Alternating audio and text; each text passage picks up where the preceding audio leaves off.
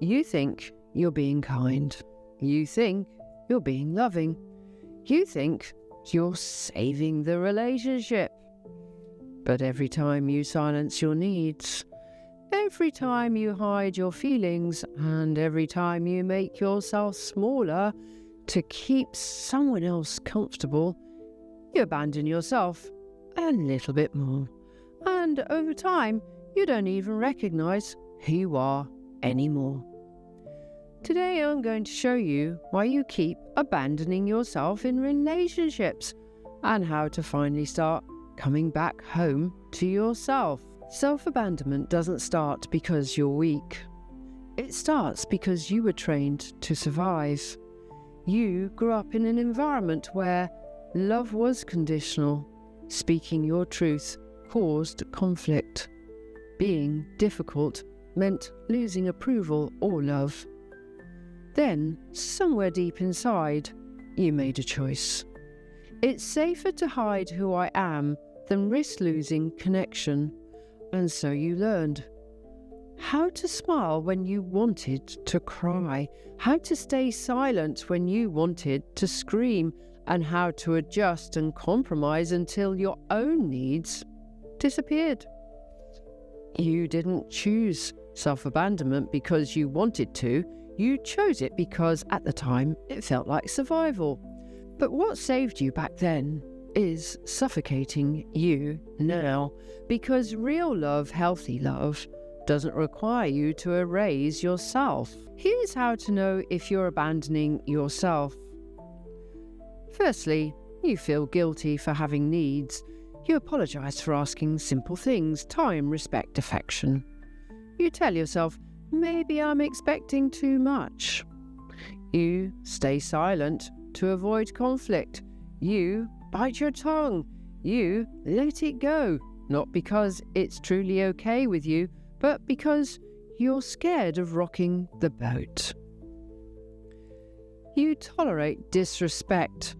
You rationalize bad behavior. They didn't mean it. It's not that bad. At least they're still here. Then you lose touch with your own dreams and desires. You can't even answer the question, what do I want, anymore? Because you've been living so long through someone else's needs. Self-abandonment always starts small. One silenced feeling, one sacrificed dream, one it's fine when it's not. But over time, these small moments stack up until you're standing in a life you no longer recognize. Imagine your relationship with yourself as a strong, sturdy bridge. At first, it's solid. It can carry you anywhere.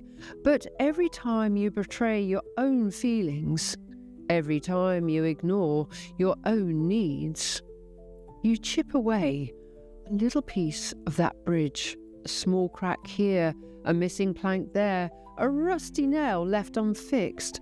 And then one day you try to walk across that bridge, and it collapses under your feet. That's what self-abandonment does. It doesn't destroy you all at once. It erodes you slowly until you can no longer trust yourself to carry yourself forward. But here's the good news. You can rebuild, one plank, one nail, one brave step at a time. Here's how you can start reversing self-abandonment. Firstly, practice micro-truths. Start by speaking tiny truths daily. Not huge confrontations, just small honesty. Actually, I'm tired tonight. I'd prefer this. That hurt my feelings. Every time you tell a small truth, you reinforce your bridge. Then, validate your own feelings. Stop waiting for others to approve of your emotions. If you're hurt, you're hurt. If you're tired, you're tired. Your feelings are real, even if others don't want to understand them.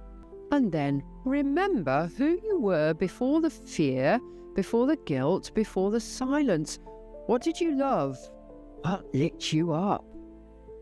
Start reconnecting with small joys and forgotten passions. You don't have to abandon love to find yourself But you do have to stop abandoning yourself for love. And on my final comments, you were not born to live half alive. You were not born to be someone's convenience or someone's silent supporter or someone's emotional punch bag. You were born with a voice, a soul, a life that belongs to you. Self-love isn't selfish. Self-respect isn't betrayal. Every time you choose yourself, you're not destroying the relationship.